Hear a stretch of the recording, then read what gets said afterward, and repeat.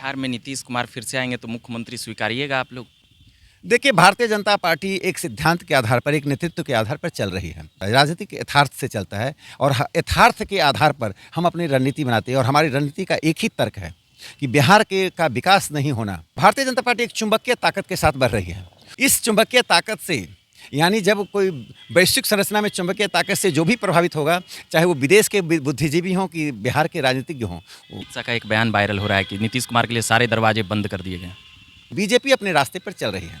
Bharatiya Janata party का केंद्रीय नेतृत्व बिहार का विकास चाहती है, बिहार का उत्थान चाहती है, बिहार को आगे बढ़ाना चाहती है।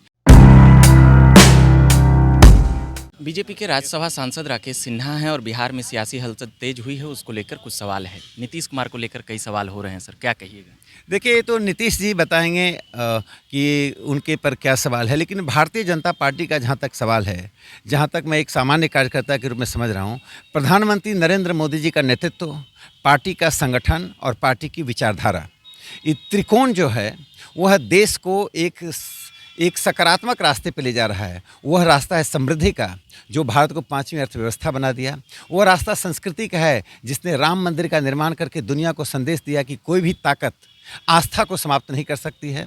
और पूरी दुनिया में जितनी आस्था के केंद्रों को नष्ट किया गया 2000 साल में, उसमें अकेली आस्था का केंद्र अयोध्या है जिसका निर्माण हुआ, बाकी नष्ट हो गए। तीसरा, सम्मान।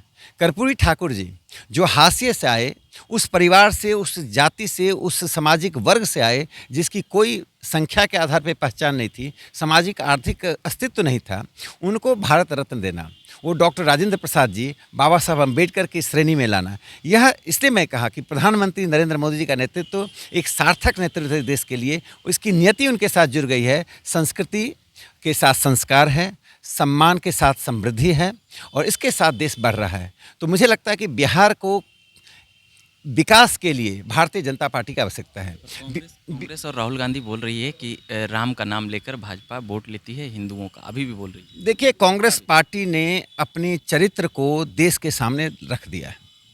1885 से लेकर आज तक कांग्रेस पार्टी में इतना निम्न स्तर का नेतृत्व नहीं था जिसने अपनी संस्कृति को इस तरह से दुत्कारते हुए देखा। जब पूरी दुनिया राम मंदिर के साथ खड़ी थी, पूरे देश के बुद्धिजीवी, पूरे देश के उद्योगपति, पूरे देश की सामान्य जनता और पूरे देश की जिसमें अल्पसंख्यक बहुसंख्यक का विभाजन समाप्त होते हुए पहली बार देखा गया, उस वक्त कांग्रेस पार्टी और वामपंथी राम मंदिर का विरोध कर रहे थे। यह विरोध राम मंदिर का नहीं है, अंग्रेजी का एक शब्द है लेमिंग टेंडेंसी। एक जानवर होता है जो सामूहिक रूप से आत्महत्या करता है समुद्र में कूदकर। तो आज विपक्ष जो घमंडिया गठबंधन है, ये लेमिंग टेंडेंसी से गुजर रहा है, सामूहिक रूप से राजनीतिक आत्महत्या कर रहा है। कांग्रेस का कहना है कि शंकराचार्य ने ही इसका विरोध कर दिया है। कांग्रेस पार्टी की सत्ता के दौरान ही शंकराचार्य जी को गिरफ्तार किया गया था।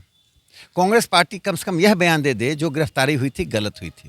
कांग्रेस पार्टी ने पुरी के शंकराचार्य को 60 के दशक में गिरफ्तार करके पुरी भेजने की जगह पांडिचेरी भेज दिया था।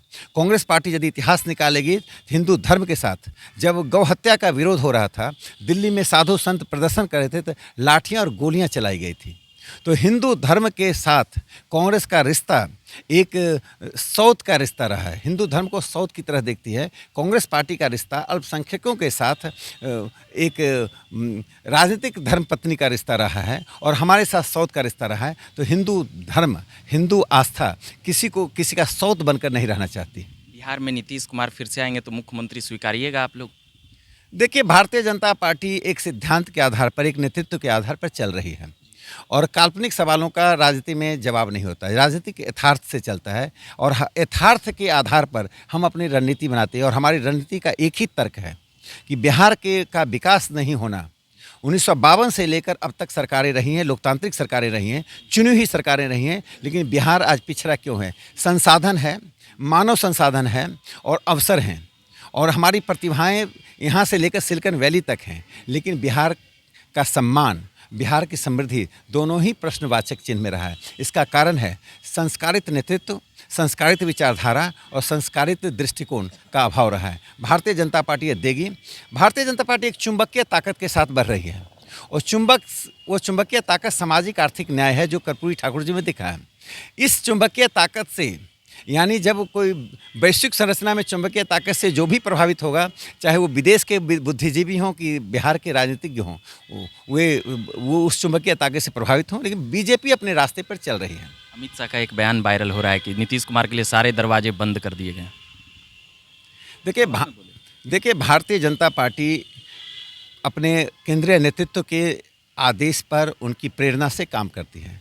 भारतीय जनता पार्टी का केंद्रीय नेतृत्व बिहार का विकास चाहती है, बिहार का उत्थान चाहती है, बिहार को आगे बढ़ाना चाहती है, और केंद्रीय नेतृत्व इसी दृष्टिकोण से बिहार के लोगों में एक आत्मविश्वास दे रही है। जनतांत्रिक तरीके से हम बिहार में अपनी सरकार बनाकर बिहार को समृद्धि और सम्मान के रास्ते पर ले जाएंगे। लालू प्रसाद की बेटी नीतीश कुमार की आलोचना कर रहे हैं, परिवारवाद को लेकर नीतीश कुमार बात बोले थे, उसी को लेकर ट्विटर। देखिए, प्रधानमंत्री नरेंद्र मोदी जी ने जो एक नई चीज़ दी है देश को, सामान्य कार्यकर्ता पसीना बहाता है और परिक्रमा करने वाले और परिवारवाद वाले राजनीति के शिखर पर पहुंचते हैं। वे सांसद बनते हैं, विधायक बनते हैं, जनप्रतिनिधि बनते हैं, मंत्री बनते हैं और प्रधानमंत्री के दावेदार बनते हैं। प्रधानमंत्री नरेंद्र मोदी जी ने उसका रास्ता बंद कर दिया है। परिवारवाद को जीरो टॉलरेंस से प्रधानमंत्री जी देख रहे हैं। आज मुझे लगता है देश में जितनी जनतांत्रिक ताकतें हैं, इस देश में शुद्ध जनतंत्र लाने के लिए अभी तक सिर्फ हम इलेक्टोरल जनतंत्र हैं, चुनाव के आधार पर हम जनतंत्र हैं।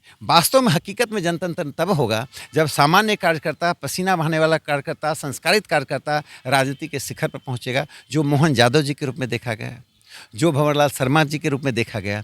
यह भारतीय जनता पार्टी ने, प्रधानमंत्री मोदी जी ने कर दिखाया है। यह संदेश सिर्फ बीजेपी के लिए नहीं है, देश के तमाम राजनीतिक पार्टी के कार्यकर्ताओं के लिए है कि आप ईमानदारी से काम कीजिए और पार्टी का नेतृत्व बनेंगे, और परिक्रमा करने वाले पार्टी का नेतृत्व नहीं बनेंगे। ये प्रधानमंत्री नरेंद्र मोदी जी का इस काल में सबसे बड़ा योगदान है। अमृत काल का जनतंत्र और अमृत काल के पूर्व के जनतंत्र का ये बुनियादी अंतर है। बहुत बहुत धन्यवाद। यह राकेश सिन्हा जी थे और बीजेपी के सांसद हैं और मनोनीत किए गए थे। जब 1 दर्जन सांसद मनोनीत होते हैं उसमें, और संघ विचारक के रूप में भी जाने जाते हैं। बाकी आप बने रहे झकास भारत पर। बिहार की सियासी खबरों से लेकर राम मंदिर की बातें भी हमने पूछी, उन्होंने जवाब दिया। बाकी आप बने रहे झकास भारत पर। मेरा नाम हुआ रविकांत। धन्यवाद।